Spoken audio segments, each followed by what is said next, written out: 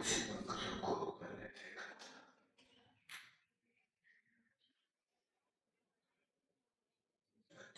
निष्ठित हुआ सबसे आत्म मंगल की कुटी में आता है। और उसके बाद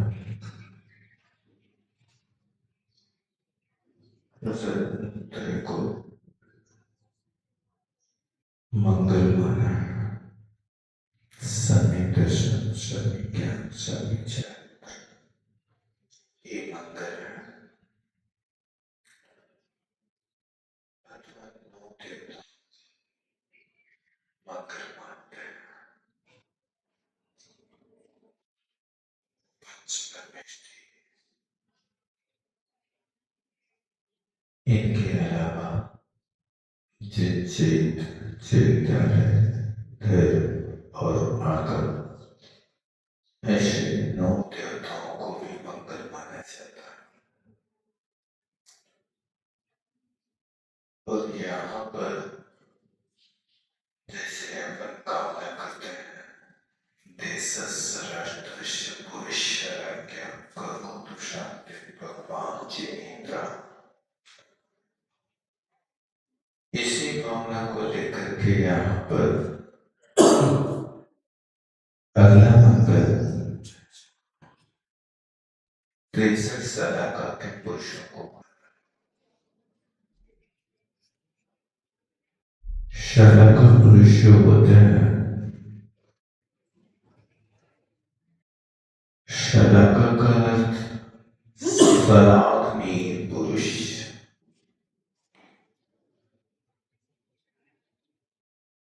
अपने भले क्षेत्र में, ऐरावत क्षेत्र में चतुर्थ काल के एक कोड़ा कोड़ी सागर के काल में सिर्फ 63 पुरुष ही प्रशंसनीय है। 24 तीर्थंकर, 12 चक्रवर्ती, नारायण, प्रति नारायण, बलभद्र, ऐसे 63 सलाका के पुरुष, इसलिए इनको शलाका कहता है। और ये 63 सलाका के पुरुष जो बच जाते हैं, इस सब मोक्षगामी हुआ करता है। कुछ पुरुष ऐसे होते हैं कि जो उसी भाव में मोक्ष चले जाता है। 24 तीर्थंकर तो उसी भाव से मोक्ष जाते हैं। 12 चक्रवर्तियों में स्वर्ग और मोक्ष की परंपरा बनी रहती है। नारायण प्रति नारायण होते हैं, इनको कुछ भावों के बाद मोक्ष मिलता है। नारायण और प्रति नारायण चरम शरीर नहीं होते, ये उसी भाव से मोक्ष नहीं जाते। बलभद्र मोक्ष भी जा सकते हैं, स्वर्ग भी जा सकते हैं। बलभद्र कभी दुर्गति को प्राप्त नहीं होता है। जितने भी बलभद्र होते हैं, ये अपने राज्य में मरण नहीं करते। बलभद्र अंत में दीक्षा ले लेते हैं। बस इतना है कि नारायण की मृत्यु होने के बाद बलभद्र बैरागी हो जाता है, दीक्षा ले लेते हैं। अब वो कितना पुरुषार्थ कर पाते हैं,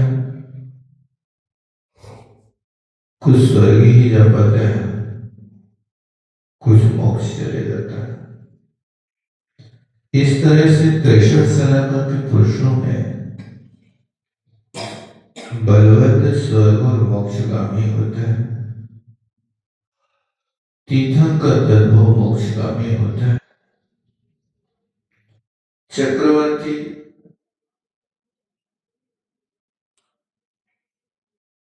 तीनों गतियों वाले हो सकता है।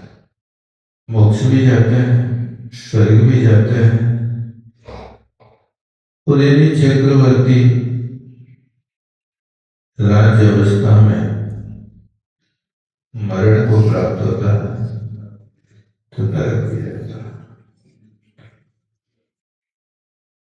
लेकिन मूलतः यहाँ पर 63 सलाका के पुरुषों को मंगल के रूप में स्मरण किया गया।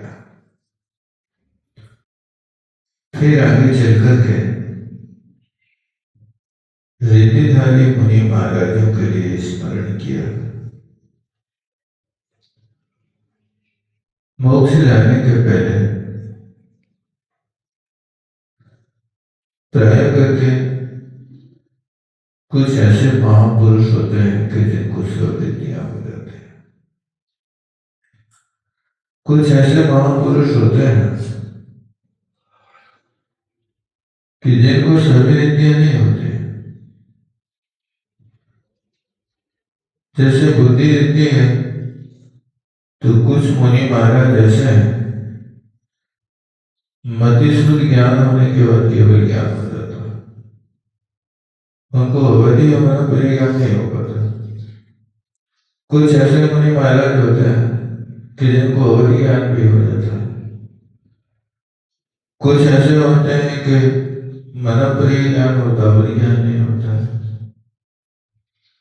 कुछ ऐसे महापुरुष होते हैं कि जिनको अवधि मनप्रिय ज्ञान, मतिस्मृत ज्ञान और अंत में केवल ज्ञान, ये पांचों ज्ञान का उपयोग करके फिर मोक्ष जाता है। अपनी अपनी व्यवस्था कितनी कौन विशुद्धि और साधना कर सकता है। मनप्रिय ज्ञान एक ऐसा ज्ञान है कि जो साधना संपन्न आत्माओं के ही होता है। ये सिर्फ संयमियों को होता है, संयमियों को नहीं होता। और संयमियों में भी होगा तो उन मुनि महाराजों को होगा जिन मुनि महाराजों पहले से 7 रिद्धियों में से कोई एक न एक रिद्धि प्राप्त कर लिया। रिद्धि प्राप्त मुनि महाराज ही इस ज्ञान को प्राप्त करते हैं, अन्य कोई प्राप्त नहीं कर पाता। अवधि ज्ञान चूंकि बुद्धि रिद्धि के भेदों में आता है, लेकिन मुनि महाराजों को होता है तो बुद्धि रिद्धि के भेद में आ जाता है। इनके अलावा देवतार्कियों के लिए अवधि ज्ञान होता है तो उसको अपन भव प्रत्यय अवधि ज्ञान तो कहते हैं, लेकिन रिद्धि की कोटि में नहीं ले सकते, क्योंकि रिद्धियां जो होती मुनि महाराजों को होती हैं और अवधि ज्ञान नारकियों को भी हो रहा। तो यहाँ पर बुद्धि रिद्धि का जब भी कथन करें तो वो मुनि महाराजों के साथ अवधि ज्ञान को जोड़ना। असंयमी को यदि बुद्धि रिद्धि हो जाएगी तो वो गुण निमित्तक नहीं रहेगी, क्योंकि बुद्धि रिद्धि जब भी होती है गुण प्रधान चीजों को होती है। इस तरह से इनमें भेद डाल लेना चाहिए। तो यहाँ पर ये रिद्धिधारी मुनि महाराज होते हैं। आप लोग भी पढ़ते तो हैं रोज पूजा के प्रारंभ में नित्य प्रकंपदूत गए लोग। बुद्धि रिद्धिधारी मुनि महाराजों को स्मरण किया गया। जो 64 रीतिधारी मुनि महाराज हैं, इस 10 श्लोकों को आप पढ़ लेते हैं अच्छे से तो उनकी स्तुति हो जाती है। उस रीति में बल रीति होती है, एक विक्रिया रीति होती है और एक बल रीति होती है। कुछ आचार्य विक्रिया रीति में ही बल रीति को गर्वित कर लेता है। जो आचार्य विक्रिया रीति में बल रीति को गर्वित करते हैं उनके यहाँ 7 प्रकार की रीति मानी जाती है। लेकिन जो आचार्य बल रीति को अलग से ग्रहण करते हैं उनके यहाँ 8 प्रकार की रीतियां मानी जाती हैं। ये दोनों कथन आगम में मिलते हैं। तो मनोबल रीति होती है, यानी मन का नो इंद्रिय वर्ण कर्म का ऐसा क्षय हो जाता है कि उनका मन अत्यंत निष्कंप वीरों की तरह हो जाता है। कैसी भी विपत्तियां उनके सामने आ जाए उनका मन विचलित नहीं हो पाता। जिनके पास मनोबल रहती है, सामान्य व्यक्ति का मन तो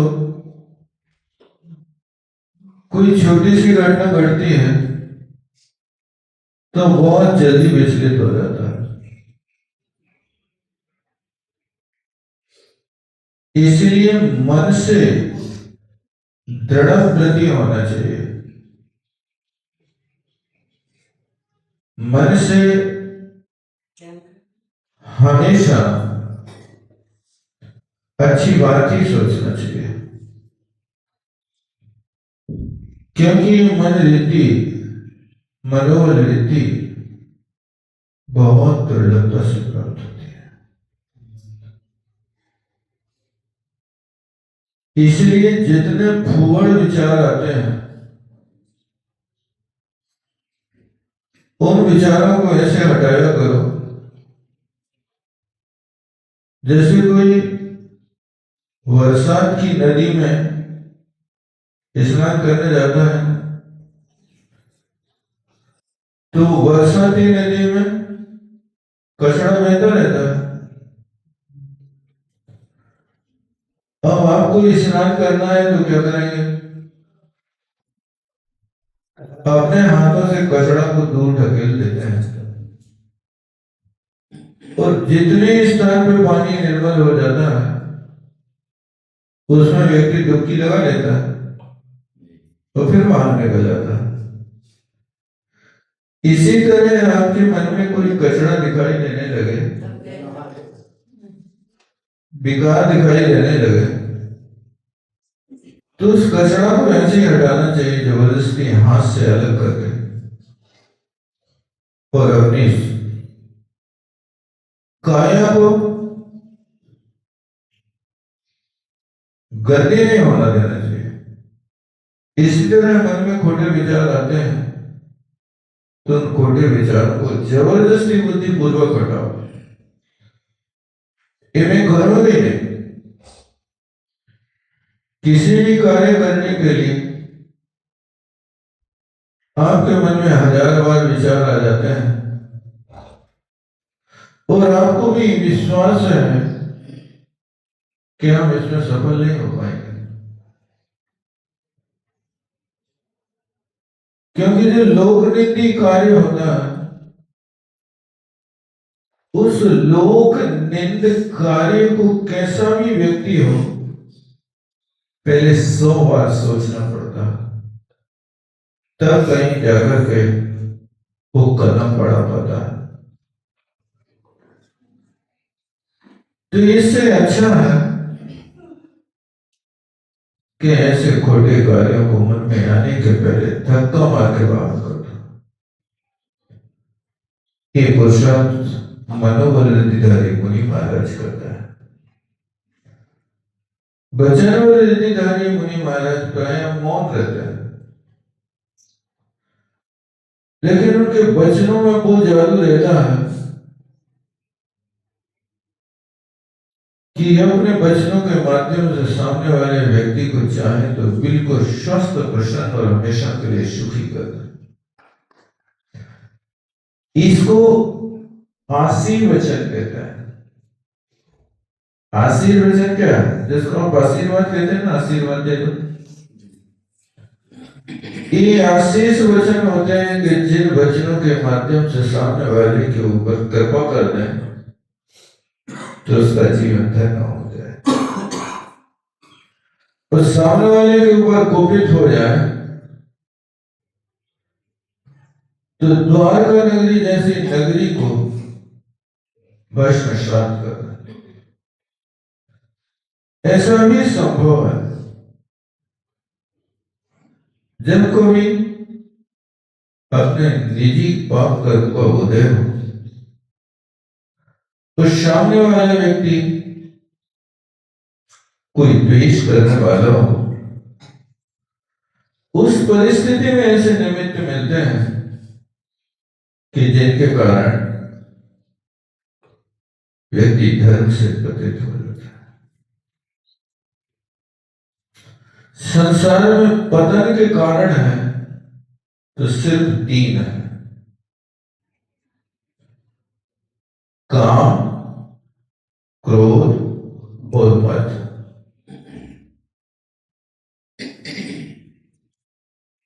जितने भी जीवों का पतन हुआ है धर्म से, इन 3 कारणों से हुआ। अमृत स्वामी ने भी पुरुषार्थसिद्धि उपाय में लिखा है कि यदि लोग सम्यक दर्शन से पतित होते हैं तो इन 3 कारणों से होता है। काम, क्रोध, मदादिषु चलेषु मुदितेषु वर्तमानान्याय। न्यायाद वर्तमान, न्याय मार्ग से व्यक्ति पतित होता है तो ये 3 कारण है। पहला कारण है काम के वशीभूत होकर के लोग बड़े अनर्थ कर डालते हैं।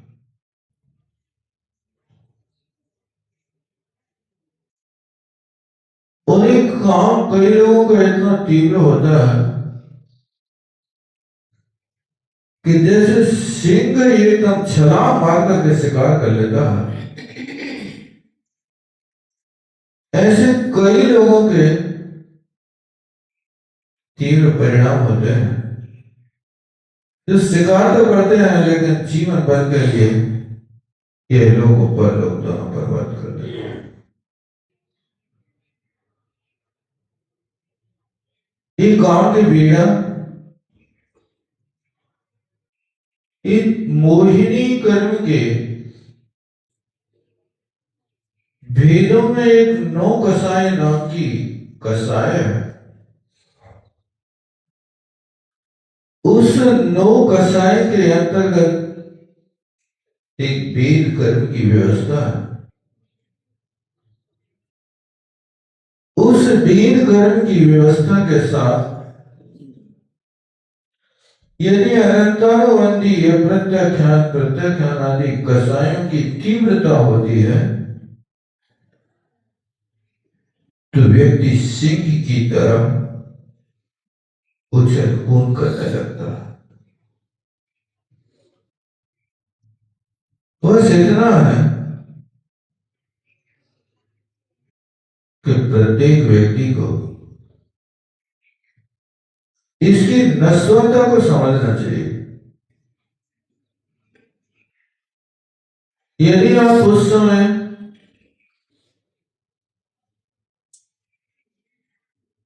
असुचिता के विषय में विचार करेंगे कि जिस आप शरीर को देखकर के अपने मन से विचलित हो रहे हैं, उस शरीर क्या वस्तु है? सिर्फ खून मांस हड्डियों का एक पिंजरा, निश्चय वस्तु है। उसको यदि आप विचार करें तो ये शरीर वास्तव में ऐसा है कि जैसे प्याज के ऊपर के रहने वाले छिलकों को निकालते जाओ, निकालते जाओ, निकालते जाओ। प्याज में कभी कोई सार नहीं खोज पाया। देखो कभी प्याज में क्या है? छिलके के ऊपर छिलका, छिलके के ऊपर छिलका, छिलके के ऊपर छिलका। इस शरीर में एक छिलके के ऊपर छिलका, यानी वात पित्त कफ की तरह 3 बार पर्याय से बेचते। और ये चमड़ी का लेमिनेशन ऐसा है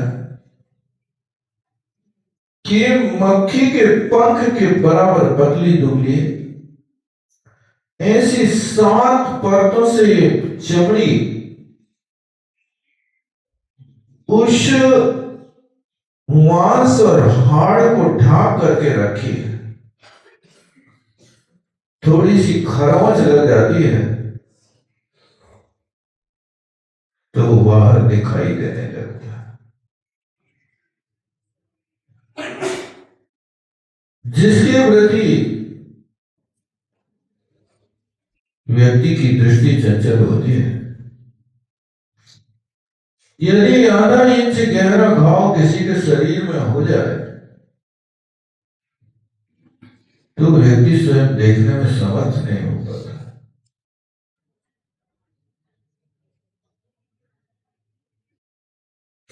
ऐसे ही शरीर के प्रति विचार करना चाहिए।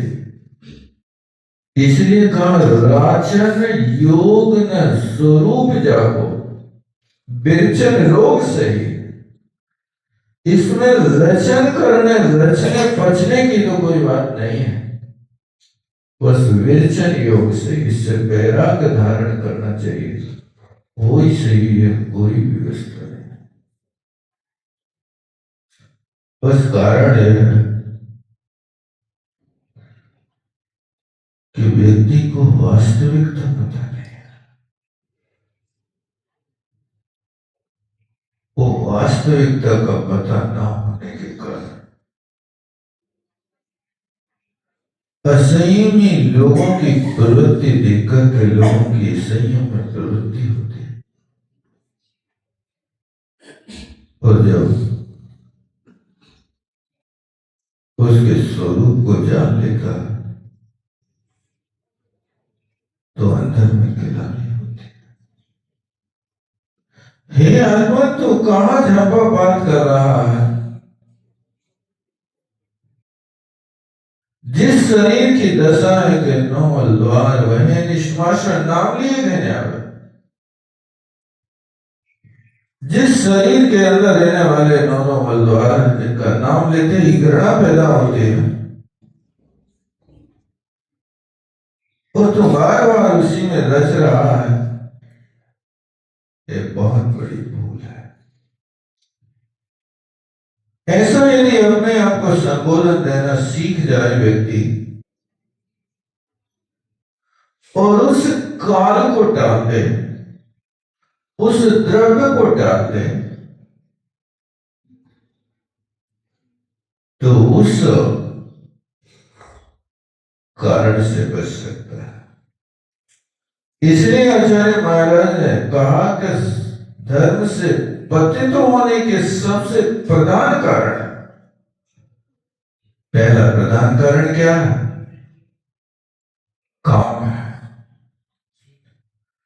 इसलिए इस काम से बचने के लिए काम संबंधी जितने निमित्त हैं उनको डालने की कोशिश करना चाहिए। तत्संबंधी कथाओं को सुनने का भी त्याग करना चाहिए, क्योंकि ये राग भरी रसीली कथाओं को सुनने से व्यक्ति के काम की बाधा ऐसी भड़कती है जैसे अग्नि में पेट्रोल डालने से भड़कती है। इसलिए तत्संबंधी कोई प्रकार की चर्चा नहीं करना चाहिए। यदि कहीं ऐसी चर्चाएं हो रही हो तो उसको स्थान छोड़ देना चाहिए और फिर उसके बाद परहेज करना कि अपनी आंखों को कंट्रोल करना। आंखें चूंकि देखने का काम करती हैं, लेकिन देख करके व्यक्ति को जहर भी तो चढ़ता है। देखते ही जहर चढ़ता है, पैर रखते ही पाप होता है, मौत सिर पर मंडराती है। तो जैसे आप घृणित वस्तु को देख करके रास्ता काटते हैं, आप रास्ते से चल रहे हैं, यदि रास्ते में कीचड़ हो तो क्या करते हैं? कोई कीचड़ में पैर रखना पसंद नहीं करता। आप कीचड़ मुक्त रास्ता को देखते हैं। कितना भी छोटा रास्ता हो, आप उस छोटे रास्ते से चलना पसंद करते हैं, लेकिन चौड़ा चक्रा लंबा कीचड़ युक्त रास्ता हो तो कोई इसको चलना पसंद नहीं करता। ये तो हम रोज देखते हैं ना, रोड में पानी पड़ा है, वो किनारे में यदि 6 इंच जगह सूखी पड़ी है तो आप उस किनारा को पकड़ोगे। भले ही वहां 50 फुट चौड़ा रोड पड़ा हो, लेकिन कीचड़ में कोई पैर रखना पसंद नहीं करता। क्या होगा भाई? यदि कीचड़ में हम पैर रखेंगे तो फिर धोना भी तो पड़ेगा ना। कीचड़ में चलना कौन पसंद करता है? ये तो ना समझ बच्चे भी जो पैदल चल रहे हैं, जहां कीचड़ देखते हैं वे अपने मम्मी पापा से कहते हैं बोल में दे, मैं नहीं चल सकता इस कीचड़। जब वो ना समझ या बोध बच्चे भी कीचड़ में पैर नहीं रखना चाहते, तो समझदार लोग इस विषय वासना के कीचड़ में कैसे फंस जाते हैं? एक बहुत विचारने की बात है। सबसे ज्यादा पतन हुआ है तो इस कारण से हुआ है। उत्थान करना तो बस कुछ नहीं, एक 9 कसाय में एक वेद कसाय, उस वेद कसाय को थोड़ा कंट्रोल करो। उसका उदय एक अंतर मुहूर्त के लिए होता है, उसके बाद साफ हो जाता है। इसलिए आचार्यों ने कहा तुम धर्मात्मा बनना चाह रहे हो, बाहर से तो धर्मात्मा दिखाई देते हैं, लेकिन अंदर में आपका मन क्या चाहता है? क्या आप मन से धर्मात्मा है कि सिर्फ शरीर से दिखावटी धर्मात्मा? वो दिखावटी धर्मात्मा इसलिए है कि लोक विरुद्ध है। दूसरी बात है कि यदि हम किसी के साथ दुराचार करेंगे तो समाज से, समाज की नजरों से हम गिर जाएंगे, इसलिए लोग अपने आप को बचा लेते हैं। काश ये लोग मर्यादा नहीं होती तो लोग त्रियंचों की भांति अपनी प्रवृत्ति करने से चूकते नहीं। एक लोक मर्यादा है कि व्यक्ति अपने आप को कंट्रोल में कर लेता है। जैसे आप लोग मर्यादा के भय से इन कार्यों से बच जाते हैं, बेसे पाप के भय से आप मन से भी बचने की कोशिश करो, क्योंकि आप मन में क्या सोच रहे हैं आपके मन की बात कोई थोड़ी देख रहा है। लेकिन ध्यान रखना, जिसका मन पवित्र होता है वही सबसे बड़ा तीर्थ होता है। तीर्थों में जाते हैं, लेकिन तीर्थों में जाकर के भी लोग खोटे कार्य करते हैं। लेकिन ध्यान रखना कि यदि आपका मन पवित्र है तो आप घर में बैठे भी तीर्थ स्वरूप है। क्योंकि तीर्थ क्या वस्तु है? तीर्थ क्षेत्र का नाम नहीं है। आत्मा के जिन परिणामों से तरा जाए, दुखों से छूटा जाए, उसका नाम तीर्थ होता है। तीर्थे इति तीर्था, जिसके माध्यम से हमको घाट मिल जाए, पार हो जाए। लोक व्यवहार में अपन देखते हैं, एक छोटी सी भी नरैया यदि पार करना हो गए तो क्या करते हैं? लोग घाट देखते हैं कि कहां से उतरने योग्य है। छोटी सी नरैया है, जहां कहीं से तो नहीं उतर जाते हैं, उसको पार करने के लिए आप घाट देखते हैं। जब छोटी सी नरैया को पार करने के लिए आप घाट देखते हैं, तो ये संसार समुद्र से पार करने के लिए आप किनारा क्यों नहीं देख रहे, घाट क्यों नहीं देख रहे कि हमारे लिए कौन से रास्ते से पार होना है?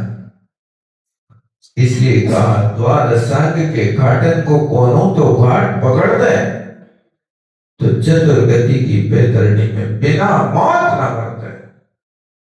ये द्वादशांग के 12 घाट बने हुए हैं, जो संसार समुद्र के किनारे पर, यदि आप इन संसार समुद्र के बने हुए 12 घाट, 12 अनुप्रेक्षा या द्वादशांग की किसी भी एक अंग के घाट को पकड़ लेते हैं, तो नरक और निगोद की यातनाओं से बच जाते हैं। दुनिया भर के कार्य तो करते हैं, लेकिन अपने घाट को पकड़ने की कोशिश नहीं करता है। और हम समझते हैं कि हम शिखरजी होकर के आ गए। कई लोग कहने लगते हैं मैं शिखरजी होके आ गया, अब मैं पक्काओं के भक्त हूं और 49 भाव में मोक्ष चला जाऊंगा।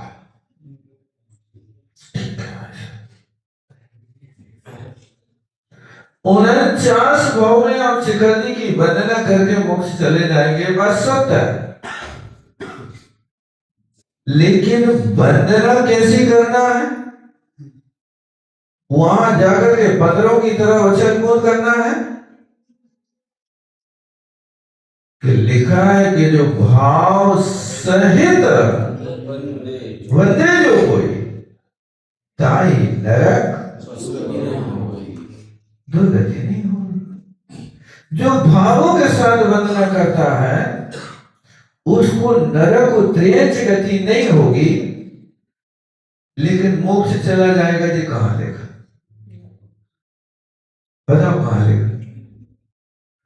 मोक्ष तो जब भी होगा तो रत्नत्रय की नाव पे सवार ही होना पड़ेगा। यदि कोई असंयमी सोचे कि हम कपड़ा पहन करके और खूब वहां खा पी करके और बढ़िया दौड़ दौड़ के वंदना कर ले और एक दिन में 3 वंदना कर ले और हम मोक्ष चले जाए, भैया ध्यान रखना, हम इससे जैवत धरो जाए भी हो तिथरो रगो ये मोक्ष मग्गो से मत गया। वस्त्रधारी को मोक्ष नहीं होता, रवि से जैवत धरो, वस्त्रधारी को मोक्ष होते ही नहीं। जाए भी हो ही तिथरो, भले ही तीर्थंकर हो, लेकिन तीर्थंकर घर में बैठे रहे और नीला नीला का नाच देखते रहे तो मोक्ष नहीं होगा। लिख रहा है जाए भी तीर्थरो, भले ही तीर्थंकर, किसको होगा? मोक्ष हमको। मोक्ष मार्ग तो नग्नता है, और वो नग्नता भावों से नग्न होना चाहिए। शरीर से नग्न तो कई लोग हो जाते हैं, लेकिन उससे मोक्ष नहीं होता। शरीर से नग्न होने वाले जीवों के लिए तो लिखा है कि मुनिव्रत अनंत वार गरीब हो जाए। ये मुनिव्रत को धारण करके अनंत वार गए हैं, वे सिर्फ शरीर से नंगे भय हैं, मन से नहीं। जो मन से नग्न होता है वो तो उसी भाव में या 3 भाव में या 7-8 भाव में मोक्ष चला जाता है, या 32 बार संयम धारण करके मोक्ष जाता, इससे ज्यादा समय लगता ही नहीं। बस भावों से होना चाहिए। इसलिए कोशिश करो कि हम कह रहे हो कि हम शिखर जी की वंदना करके 49 भाव में मोक्ष चले जाएंगे।